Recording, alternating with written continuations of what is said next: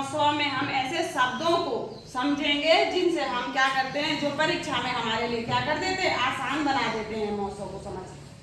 तो मौसम को अंग्रेजी में हम क्या कहते हैं, हायर कॉमन फैक्टर, HCF। और मौसम का पूरा नाम है महत्तम समापवर्तक। मौसम का पूरा नाम क्या है, महत्तम समापवर्तक। तो मौसम जो है वो समापवर्तक शब्द दो शब्दों से मिलकर बना है, सम अपवर्तक, सम और अपवर्तक। और जो सम शब्द है वो मौसम में विशेष महत्व रखता है। सम का मतलब सम भी होता है, सम मतलब जो दोनों दी गई संख्याओं में हो, कॉमन है, साझे भी होता है और उभयनिष्ठ भी, कहीं कहीं किसी प्रश्न में उभयनिष्ठ भी लिखा है। तो सम मतलब जो दी गई संख्याएं हैं उनमें दोनों का अपवर्तक है या तीनों का अपवर्तक है, ठीक है। तो सम हो गया, साझे भी वही हो गया और उभयनिष्ठ भी हो गया। उभयनिष्ठ का मतलब होता है दोनों चीज, ठीक है। तो दी गई संख्याएं कई बार 2 होती है, कई बार 3 भी होती है, कई बार 4 भी होती है। तो जो सभी संख्याओं का अपवर्तक हो वो सम अपवर्तक है ना, जो अपवर्तक सभी संख्याओं में आया हो वो साझा अपवर्तक है ना। तो इस तरह से हमने इन 3 शब्दों पे विशेष ध्यान देना, सम, साझे, उभयनिष्ठ एक ही चीज है। और दूसरी बात है अपवर्तक। अब अपवर्तक कैसे निकालें, अपवर्तक को और क्या कह सकते हैं, अपवर्तक का दूसरा नाम क्या है, गुणनखंड। अपवर्तक का दूसरा नाम क्या है, गुणनखंड। अपवर्तक और गुणनखंड एक ही चीज, ठीक है। तो कई बार अपवर्तक बताइए, गुणनखंड बताइए, तो वो निकालने हमें आने चाहिए। तो हमने कैसे निकालने हैं, ठीक है, तो मैं तुम्हें अभी बताऊं। लेकिन सबसे पहले हम क्या करेंगे, मौसम। अब मौसम किसको कहते हैं, जैसे हमने अपवर्तक निकाल दिए, जैसा 18 और 30 का मौसम बताइए। अब मौसम बताना है इन सब। अब एक प्रश्न है 18 और 30। अब 18 के हम क्या करेंगे, सबसे पहले मौसम निकालेंगे। मौसम निकालने के लिए सबसे पहले क्या चाहिए, अपवर्तक चाहिए हमें। क्या चाहिए, अपवर्तक या गुणनखंड। अपवर्तक या गुणनखंड। अब 18 के अपवर्तक बताइए। आप लोगों को सिखा रखे हैं ना अपवर्तक, जल्दी बताइए 18 के। 1, हाँ, 2, और 3, और 6, और 9 और 18। 30 के बताइए। 1, 2, 3, 5, 6, 10, 15, 30। शाबाश। अब हमने इनके, अब सम की यहाँ पर बारी आई, क्या आ गई, सम। अब ये क्या है, ये क्या है, सारे, शाबाश, बहुत अच्छे। क्या है, अपवर्तक। और क्या कहते हैं अपवर्तक को, गुणनखंड। ये सारे अपवर्तक हैं या गुणनखंड। गुणनखंड। अब इनमें से हमने क्या लेने हैं, क्या लेने हैं, शाबाश, क्या लेने हैं, समअपवर्तक। सम अपवर्तक लेने हैं या साझे गुणनखंड लेने हैं, ठीक है। एक ही चीज लिखेंगे ना हम एक सवाल में, या तो सम अपवर्तक ही लिखेंगे या तो साझे गुणनखंड ही लिखेंगे, ठीक है, या तो उभयनिष्ठ गुणनखंड ही लिखेंगे, ठीक है। लेकिन शब्दों पे ध्यान दें, शब्दों के अर्थ समझें और प्रश्न में उनको समझें। अब हमने सम अपवर्तक कौन कौन से हो गए बताइए। 1, 2, 3, 6। शाबाश, 1, 2, 3 और 6, ये क्या हो गए, सम अपवर्तक। अब इन सम अपवर्तकों में सबसे बड़ा अपवर्तक, सम अपवर्तक कौन सा है, 6 है, तो वही हमारा मौसम है। जो 6 सबसे बड़ा सम अपवर्तक है ना, वही क्या है, मौसम, वही क्या है, मौसम है। और मौसम का मतलब ही है, मौसम का मतलब ही क्या है, उसका अर्थ ही है महत्तम, माने बड़ा से बड़ा सम अपवर्तक। नाम में ही है, नाम से ही तुम पता कर सकते हो, मौसम महत्तम सम अपवर्तक, बड़ा से बड़ा सम अपवर्तक। कई बार शब्दों का फेर होता है, साझे अपवर्तक, साझे गुणनखंड या उभयनिष्ठ गुणनखंड। तो यहाँ पे तुमने बिल्कुल घबराना नहीं है, क्योंकि तुम्हें आते हैं सम अपवर्तक निकालने। तो तुमने ध्यान से वो चीजों को हैंडल करना है, ठीक है।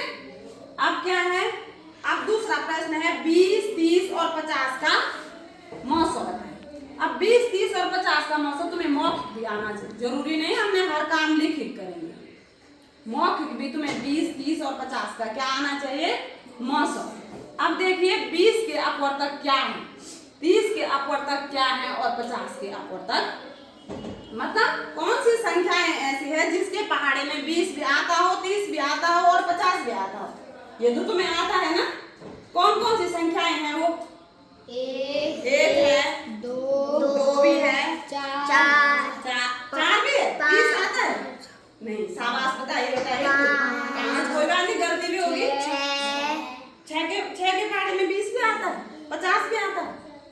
जिसके पहाड़े में 20 भी आता हो, 30 भी आता हो और 50 भी, 2 है, बहुत अच्छे, 3 भी है, 10 है, एक और है जो तुम भूल गए, 5, बहुत अच्छे, एक और क्या है, 5 है, 2 है, 5 है और 10 है।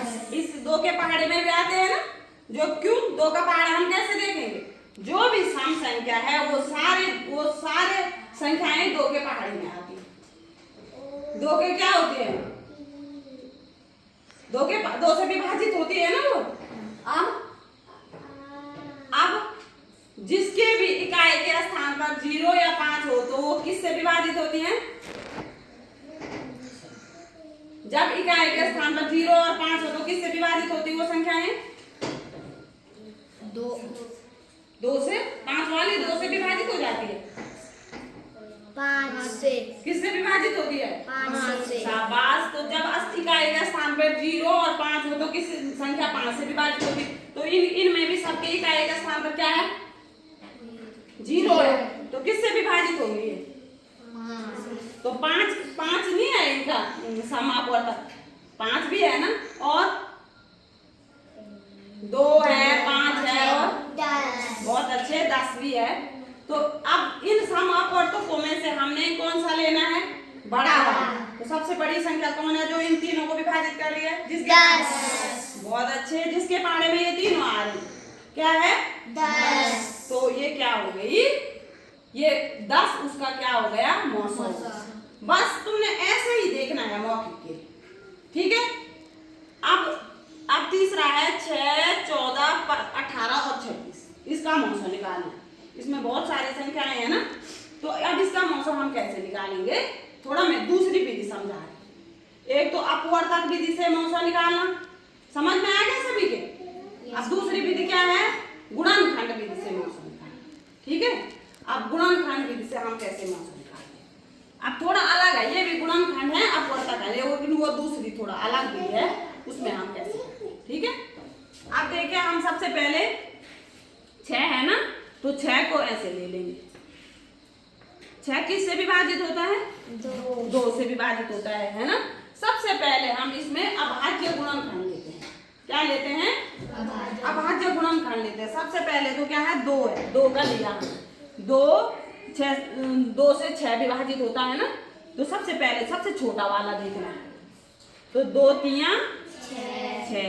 अब 3 किससे विभाजित होता है, 3 और किसी से नहीं विभाजित होता, तो 3 कम 3, बस हो गया। तो 6 के क्या हो गए गुणनखंड, 6 के गुणनखंड हो गए 2 गुणा 3, अब दूसरी संख्या क्या है,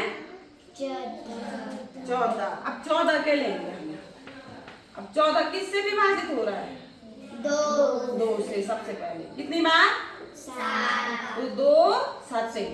अब 7 किससे विभाजित होता है, 7 से ही, क्योंकि क्या कैसी संख्या है, अभाज्य। बहुत अच्छे, वेरी गुड। 7 क्या है, अभाज्य संख्या।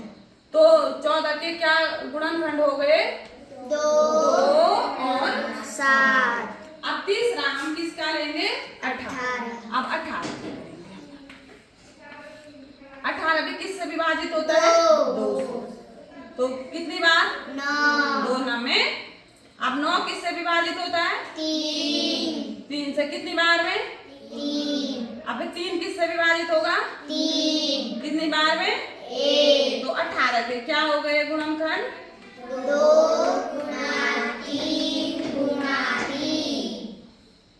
की संख्या क्या है? 26 अब 26। अब 26 किससे विभाजित होता है? 2 से। कितनी बार में? 2 एकम 2 तिया 6 अब 13 कैसी संख्या है? किसी संख्या से विभाजित होगा 13? किससे विभाजित होगा? 13 अभाज्य संख्या, इसलिए वो 13 से ही विभाजित। तो 26 का क्या हो गया गुणनखंड? 2 गुणा 13। अब देखिए, अब इनमें से हमने क्या लेने? जो सम, इसमें भी वही होता है क्योंकि सम वाले लेने हम। तो कौन से है सम? 2 अब 3 इसमें है लेकिन इसमें नहीं है ना? तो केवल कॉमन क्या है? 2 तो मौसम बराबर क्या हो गया? 2। तो ये हो गया दूसरी विधि।